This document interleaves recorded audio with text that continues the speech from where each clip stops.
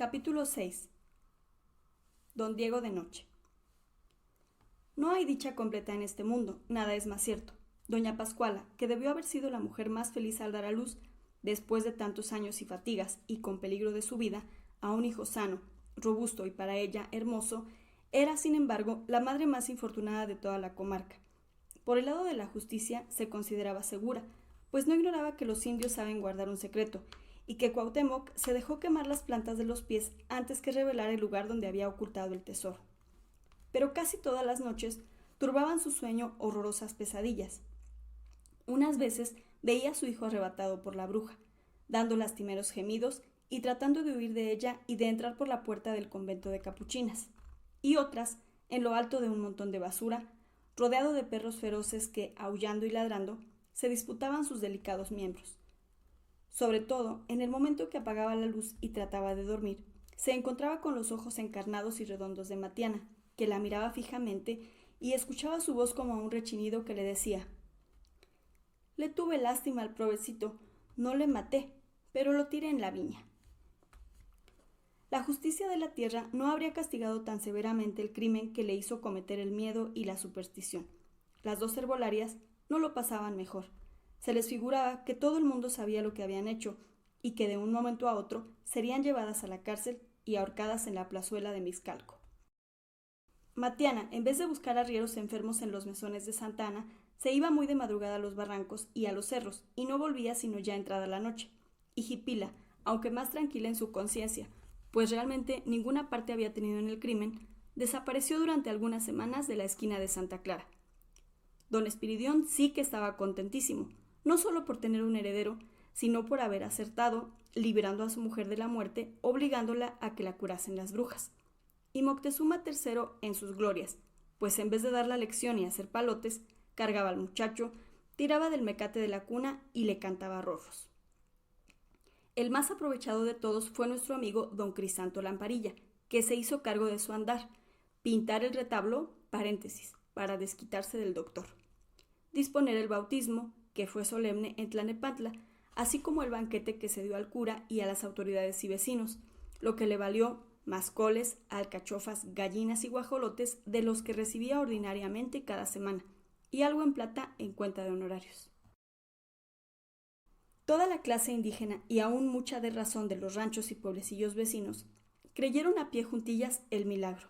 Era, en efecto, patente, todos lo habían visto, todos supieron la gravedad de doña Pascuala, todos supieron que el doctor le había gerrado la cura, y un solo día, el 12 de diciembre, había bastado para que la Virgen curase a la que estaba ya expirando.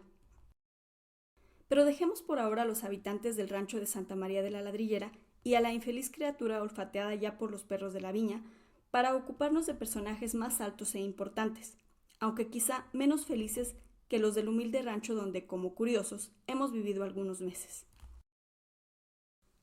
La calle que hoy se llama de Don Juan Manuel y que en principio de la formación de la ciudad se llamó Calle Nueva, se componía de edificios, mejor diremos, de palacios, de una arquitectura severa y triste, una verdadera calle de una ciudad de la Edad Media.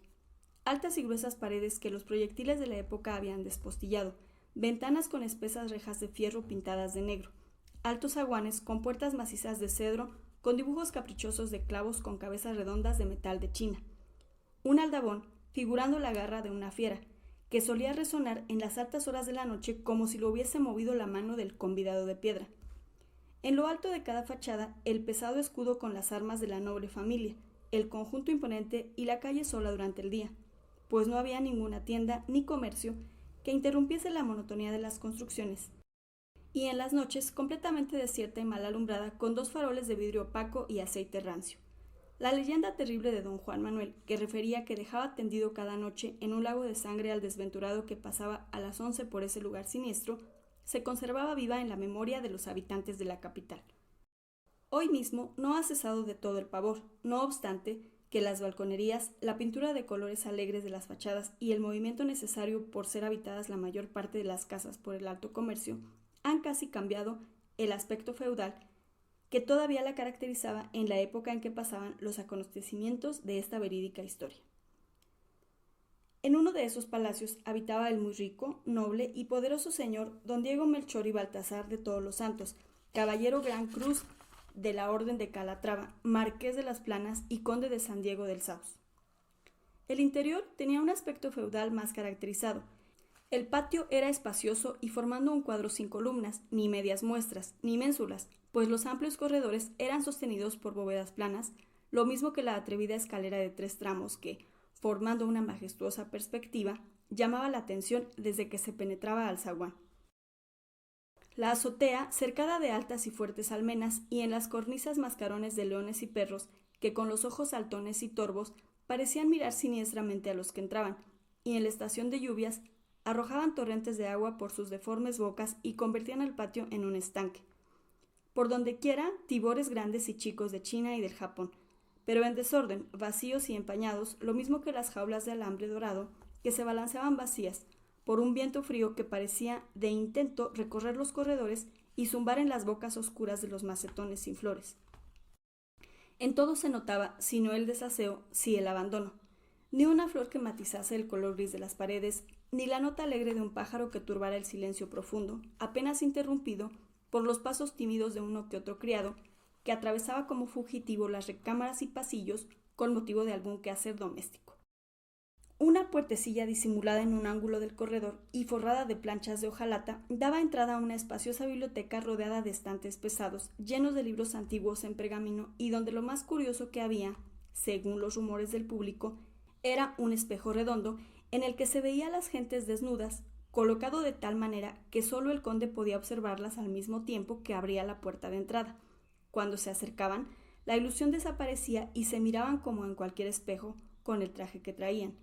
Las señoras se resistían mucho a esta prueba, pero era también fama que el conde recibía en ciertas épocas visitas de durangueñas y zacatecanas que, procedentes de las haciendas, venían a la capital a arreglar sus cuentas de arrendamientos y a tratar otros asuntos de interés. El salón, magnífico en la extensión de la palabra, canapés de ébano incrustados de marfil y concha nácar, con forros de damasco rojo de China. No se podía conocer si muebles tan primorosos que valdrían hoy un caudal habían sido mandados a hacer a los más hábiles artistas de Flandes o de China. Del techo, de maderos de cedro o artesonado, colgaba en el centro una pesada lámpara de plata, con 32 arbotantes. En el comedor y por las recámaras, escaparates antiguos de extrañas formas, con caprichosos adornos de cobre, plata u oro. Y el servicio de la mesa de plata maciza, con las armas de la familia artísticamente grabadas. La recámara del conde era la pieza más notable. Cama de madera de caoba con gruesas columnas salomónicas que sostenían un baldoquín de damasco amarillo del que pendían caprichosas colgaduras bordadas en China. Las paredes casi cubiertas con los retratos de los antecesores desde el tiempo de Felipe II, a cuyas órdenes inmediatas sirvió alguno de ellos, y 2 panoplias de terciopelo de Utrecht, surtidas de las más bien trabajadas armas de Toledo y de Damasco. El suelo, de ladrillos rojos, cubierto con pieles de leopardos y de jaguares cazados por el mismo conde en el monte de una de sus haciendas. Bien que el palacio aciajuareado presentase por este motivo y por su construcción un aspecto aristocrático, como los balcones que daban a la calle estaban siempre cerrados y las piezas que recibían luz del corredor veladas por espesas cortinas, tenía en todas las estaciones una temperatura fría y una media luz tan lenta que al entrar de la calle, del calor y de la claridad, se helaba el sudor, se lastimaba la vista y se encogía el corazón. Los criados y criadas, vestidos de oscuro y hablando y pisando quedo y con las fisonomías místicas y amarillas, parecían más bien sombras. El silencio y la oscuridad que reinaban aún en el patio, donde no penetraba bien el sol a causa de las altas paredes, parecía indicar que los habitantes habían fallecido, que en lugar de seres vivientes no había más que cadáveres tendidos en sus lechos y que la casa estaba constantemente de duelo. El conde de San Diego del Sauz parecía hecho adrede para habitar esa mansión señorial. Era alto, delgado, color cetrino, bigote entrecano retorcido en forma de cuernos de alacrán, ojos pequeños aceitunados, pero fijos y feroces al mirar, dentadura fuerte y blanca y labios delgaditos y retraídos, donde siempre vagaba una sonrisa de cólera, de sarcasmo y de desprecio hacia todo el mundo. A los 22 años se casó, o mejor dicho, lo casaron, pues fue un pacto de familia para que ni el dinero ni los títulos de nobleza pasasen a gente extraños. Con una prima en 2º grado, de edad poco más o menos igual a la suya, a quien desde los 7 años pusieron en un convento, de donde salió para tomar estado. De modo que los novios se conocieron 2 semanas antes de unirse para siempre, y por cierto que no se amaron repentinamente como Julieta y Romeo. La muchacha se casó con un miedo que no pudo disimular, tanto que se desmayó al acabar de pronunciar el sí, y el conde fue guiado únicamente por el interés de adquirir, en cuanto naciese un hijo varón, el título de Marqués de Sierra Hermosa y una valiosa hacienda cercana a Zacatecas. Al año justo de haberse casado, vino al mundo no un varón, sino una niña, y como la condición para obtener el título y disfrutar los bienes era que el hijo debería ser varón, el conde vio frustrado el objeto de su enlace, y concibió un odio profundo por su mujer y por su hija. Apenas pasó el bautismo que fue, por el que dirán muy solemne, cuando el conde se marchó a la hacienda de San Diego, situada cerca de Durango, donde estaba fundado el mayorazgo, y no volvió ni a escribir ni a saber de su familia, sino a los 8 años. El día que menos se pensaba, penetró hasta la misma recámara de su mujer, con la que estaban de visita 2 primos, hijos del marqués de Valle Alegre, su madrina la condesa de Miraflores, y 2 señoras ya ancianas que la habían conocido de muy niña. No podía darse tertulia más inocente. La esposa había cultivado esas 2 amistades de la gente principal de México, olvidada como había estado durante la larga ausencia del marido. Este, sin quitarse ni el sombrero ni el polvo del camino, entró de rondón, hizo un mal gesto a las visitas, apenas bajó la cabeza y rechazó con la mano a su hijita Mariana, que se acercaba como a reconocerlo, con la confianza y el candor de la niñez, y se encerró en su recámara.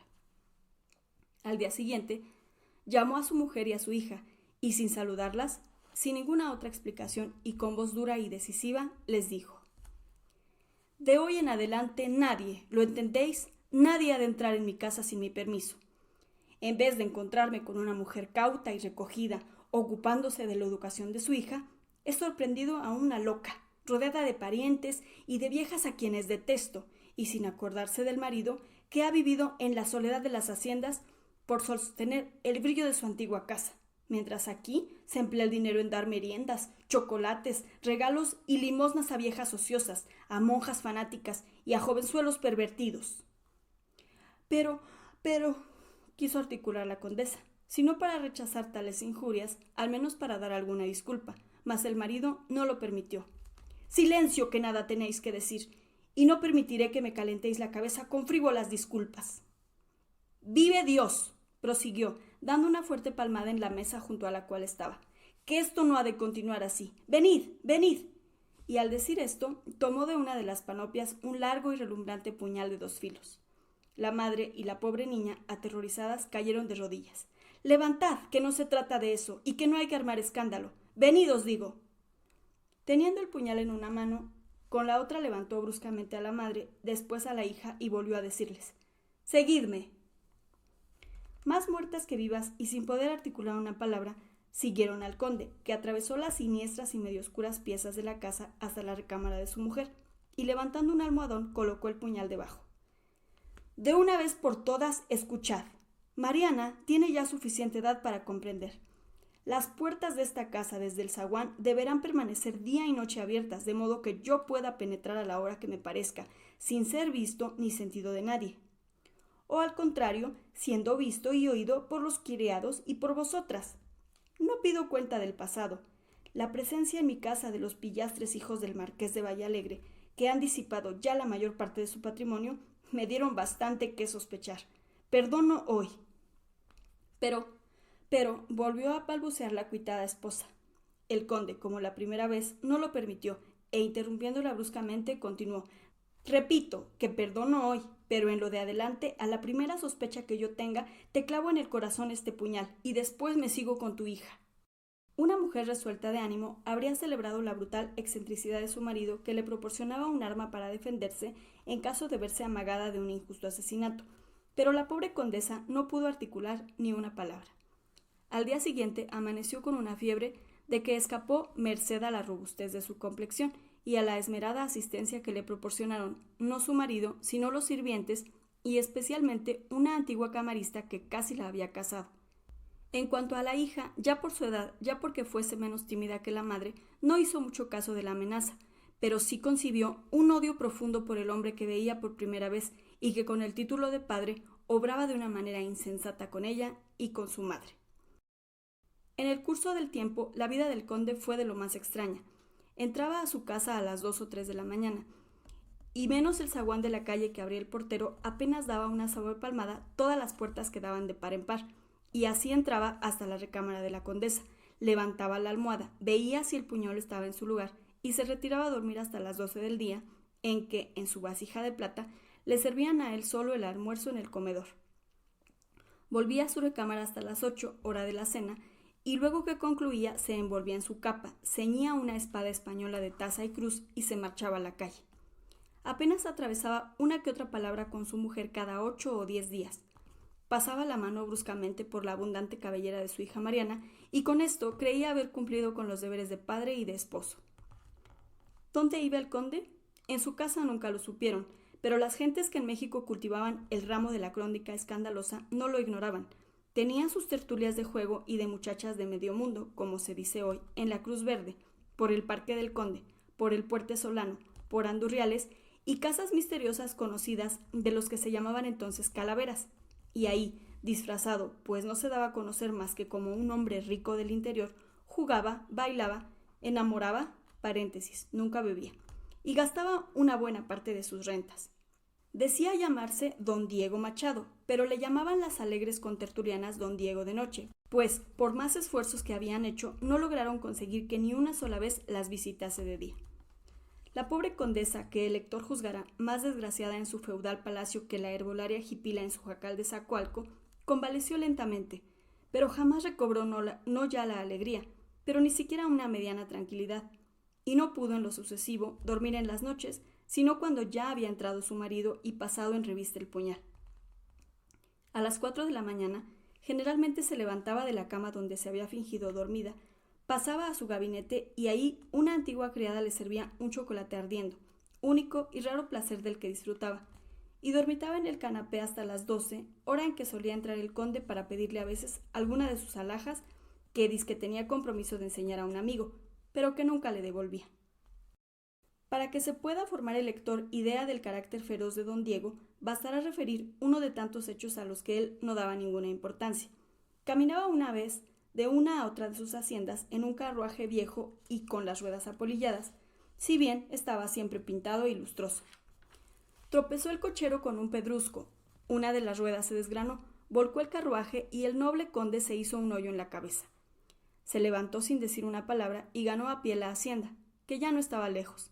Al día siguiente, mandó amarrar al cochero de pies y manos a la rueda que había quedado buena y le dijo: «Vas a recibir tu gala por haberme roto ayer la cabeza». Y le tiró 10 pesos.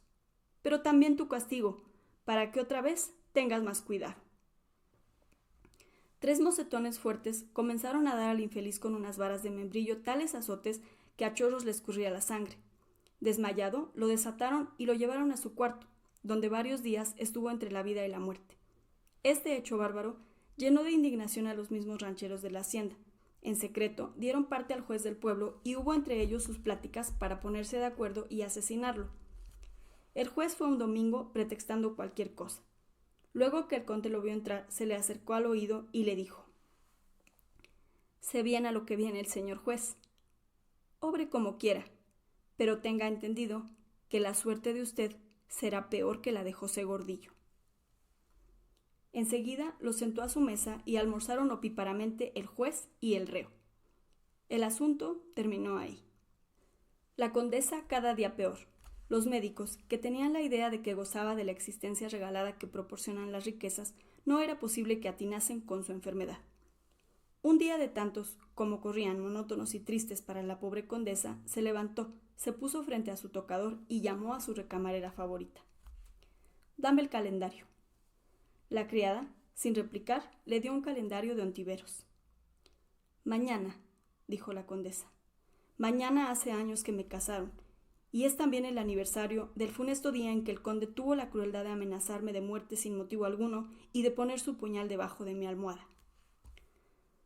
«¿Pero para qué recordar esas cosas tan tristes?», le preguntó Agustina. «¿No las recuerdo acaso todas las noches? ¿He podido tener una noche de sueño desde que esto sucedió?